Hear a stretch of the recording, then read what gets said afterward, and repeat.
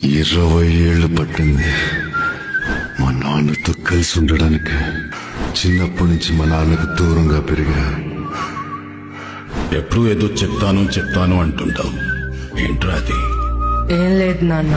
తన కలిసిన ప్రతిసారి తిరిగి వెళ్తా అనుకునేవాడిని. ఇంకా మనం దూరంగా ఉండక్కర్లేదు.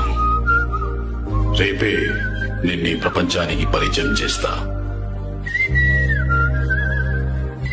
ఏమైంది? ఏమైనా చెప్పాలా? రేపు కలుస్తాం కదా నాన్న, డైరెక్ట్ గా చెప్తా. ఎప్పుడు ఏదో చెప్తాను అంటుంటావు, ఏంట్రా అది?